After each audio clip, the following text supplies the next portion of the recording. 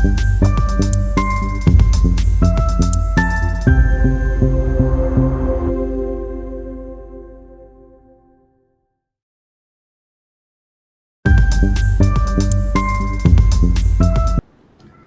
Assalamualaikum Bu Nala, bagaimana kabarnya hari ini?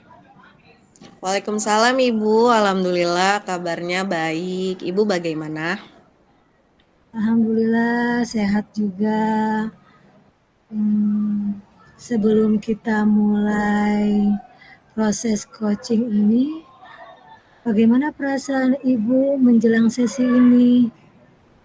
Perasaannya agak sedikit bingung dan juga khawatir karena punya kekhawatiran gitu Bu dalam diri.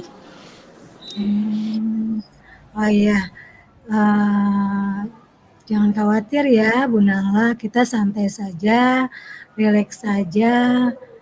Uh, Adakah hal-hal yang ingin Ibu diskusikan pada sesi ini?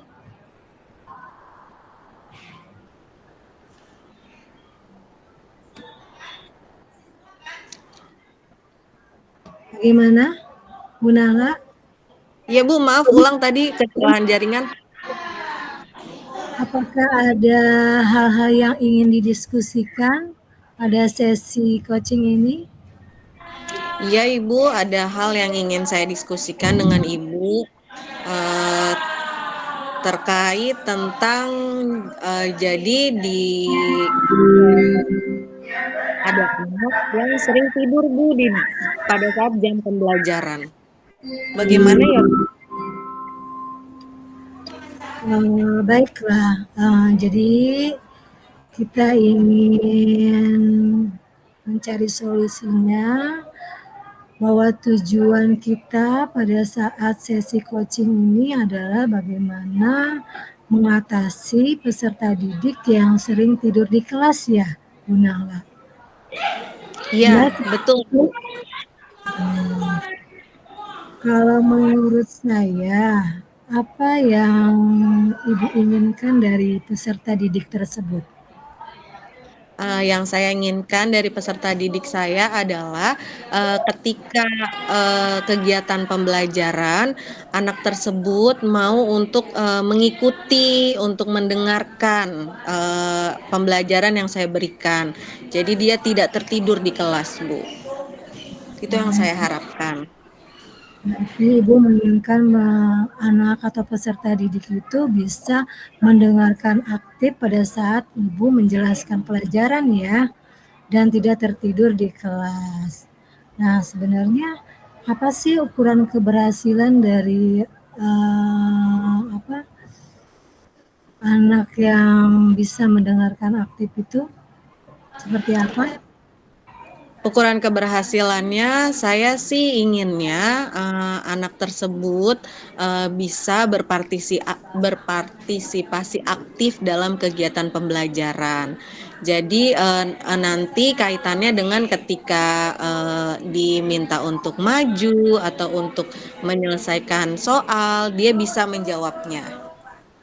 Itu Ibu indikatornya. Jadi pada saat maju dan pada saat diberikan soal, peserta didik itu bisa menjawabnya ya, berarti aktif di dalam kelas. Nah, Betul, Bu.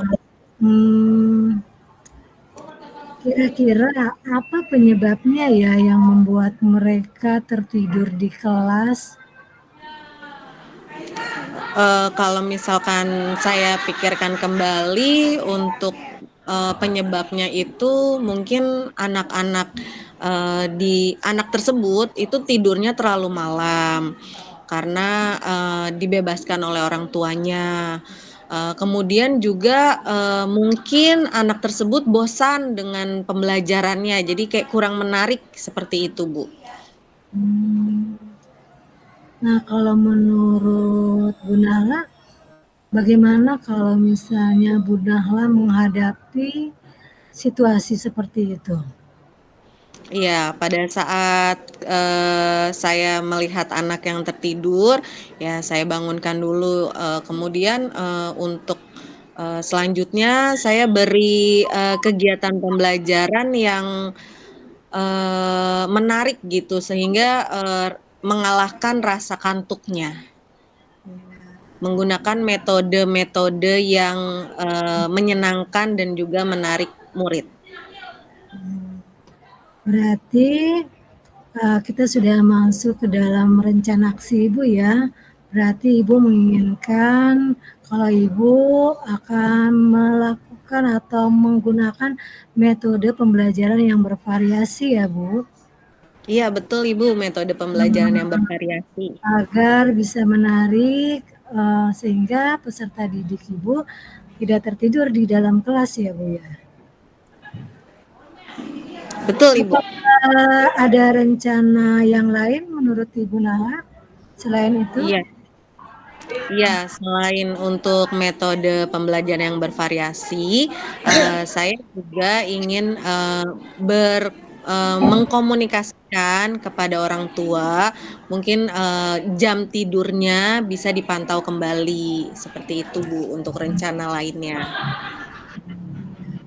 Berarti ada kolaborasi ya Bu ya antara Bu Nala dengan wali murid ya supaya Ya, dia memanage waktu tidurnya ya supaya lebih cepat sehingga tidak terjadi situasi atau kondisi seperti ini. Nah, kalau boleh saya tanya lagi kira-kira mana nih yang harus diprioritaskan rencananya? Mau rencana yang mana dulu yang didahulukan?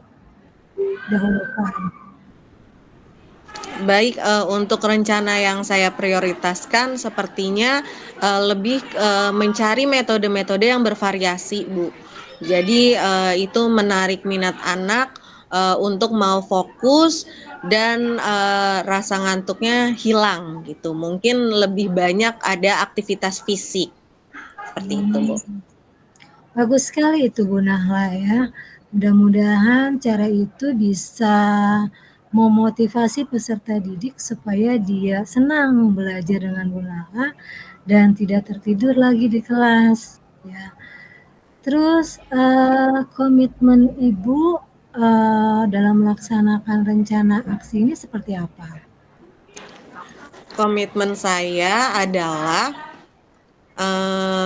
saya akan segera mengecek kembali modul ajar yang dibuat, kemudian saya akan mengedit kembali metode-metode pembelajarannya. Sambil saya juga mencari referensi kira-kira kegiatan-kegiatan apa yang bisa membuat anak lebih semangat ketika belajar di kelas. Ya, luar biasa sekali. Jadi mulai dari modul ajarnya dulu ya, direvisi, diedit apakah sesuai dengan kebutuhan atau karakteristik peserta didik, baru kemudian nanti Bu Nala membuat model pembelajaran yang bervariasi. Bukan seperti itu Bu Nala? Betul sekali Bu Sri. Nah, mungkin setelah itu bisa melakukan kolaborasi ya dengan wali murid ya Bu. Ya, betul Bu. Nanti juga mengkomunikasikannya dengan wali murid supaya lebih terpantau lagi kegiatan murid di rumah. Apakah perlu ada bantuan dari pihak lain selain dari wali murid? Tentunya iya Bu, saya berpikir mungkin perlu juga untuk melakukan sharing dengan rekan sejawat dan juga mengkomunikasikan dengan kepala sekolah, mungkin bisa dibantu untuk difasilitasi sarana dan prasarananya. Oh iya, tepat sekali. Jadi memang harus ada dukungan ya Bu ya dari kepala sekolah. Kemudian mungkin hal ini tidak Bu Nala sendiri yang mengalami, tapi rekan sejawat juga. Jadi ada baiknya Bu Nala juga menceritakan hal ini kepada rekan sejawat. Baik Bu Baik. Nala, apakah ada hal lain yang ingin dibicarakan? Saya kira cukup Bu, saya sudah tercerahkan, sudah mendapatkan solusi dari percakapan bersama kita. Iya, terima kasih. Mungkin nanti saya akan meminta informasi lebih lanjut ya, bagaimana pelaksanaan dari komitmen Ibu di sekolah. Bagaimana Bu Nana?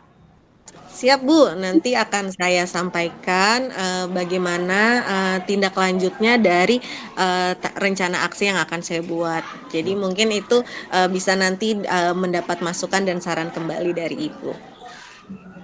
Terima kasih Bu Nala atas percakapan hari ini. Semoga tercerahkan ya. Ya, tercerahkan Bu. Terima kasih kembali Ibu.